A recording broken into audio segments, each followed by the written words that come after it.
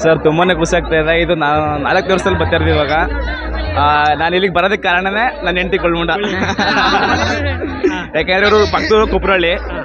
ಇವನು ಚಿಕ್ಕದಾಗಿ ಹುಡ್ದಾಗಿದ್ದಾನೆ ಇಲ್ಲೇ. ಇವನು ಹುಡ್ದಾಗಿದ್ದಾನೆ ಆಲ್ಮೋಸ್ಟ್ ಜಾತ್ರೆ ನೋಡ್ತಾ ಇದ್ದಾನೆ. ಅದಕ್ಕೆ ನಾನು ಕೂಡ 4 ವರ್ಷದಿಂದ ಬರ್ತಾ ಇದ್ದೀನಿ. ಸಕ್ಕತ್ತಾಗಿದೆ ಜಾತ್ರೆ ಮಾತ್ರ. ನಿಮ್ಮ ಏನೇ ಕೇಳಬೇಕಾದ್ರೆ ಇವ್ರು ಕೇಳ್ಬೇಕೇನು. ಇಲ್ಲ, ತುಂಬಾ ಖುಷಿ ಆಗ್ತಿದೆ. ನಮ್ಮ ಮೈಸೂರು ಡಿಸ್ಟಿಕಲ್ಲಿ ಈ ಥರದೊಂದು ದೊಡ್ಡ ಜಾತ್ರೆ ನಡೀತಾ ಇದೆ ಅಂತಂದ್ರೆ ನಮ್ಮ ಅಕ್ಕಪಕ್ಕದೂರವ್ರದ್ದು ಒಳ್ಳೆ ನಮ್ಮೂರು ಜಾತ್ರೆ ಅಂತ ಹೇಳ್ಕೊಳಕ್ಕೆ ಹೆಮ್ಮೆ ಆಗುತ್ತೆ. ತುಂಬಾ ಖುಷಿ ಆಗ್ತದೆ. ಸುತ್ತೂರು ಜಾತ್ರೆ ನೋಡೋದು ಒಂದೇ, ನಮ್ಮ ಸುತ್ತೂರು ಜಾತ್ರೆ ನೋಡೋದು ಒಂದೇ ಅಂತ ಇಷ್ಟೊಂದು ದೊಡ್ಡದಾಗ ಗ್ರ್ಯಾಂಡ್ ಆಗಿ ಮಾಡ್ತಾರಲ್ಲ ಅದಕ್ಕೆ. ಅದನ್ನ ನಾನು ನೈಟ್ ಇನ್ ಬಾಯಲ್ಲಿ ಕಳೀತು. ಅದು ಏನಕ್ಕೆ ಹೇಳ್ತಾರೆ ನನಗೂ ಗೊತ್ತಿಲ್ಲ. ಅದನ್ನ ಏನಂತ ಅದು ಡೈಲಾಗ್ ಇರೋದು? ಹತ್ತೂರು ಜಾತ್ರೆ ನೋಡೋದು ಒಂದೇ, ಸುತ್ತೂರು ಜಾತ್ರೆ ನೋಡೋದು ಒಂದೇ ಅಂತ. ನಿಮಗೆ ಗೊತ್ತಾ ಬರೋದು ಡೈಲಾಗ್ ಏನಂತ? ನಾನು ಇದನ್ನ ಕೇಳ್ತಾ ಇರೋದು, ಇದೇ ಫಸ್ಟ್ ಕೇಳ್ತಾ ಇರೋದು. ಅಂತ ಸಖತ್ತಾಗಿ ಸೈಕ್ ಆಗಿದ್ದು ಡೈಲಾಗ್ ಮಾತ್ರ ಅದು ಅಲ್ವಾ?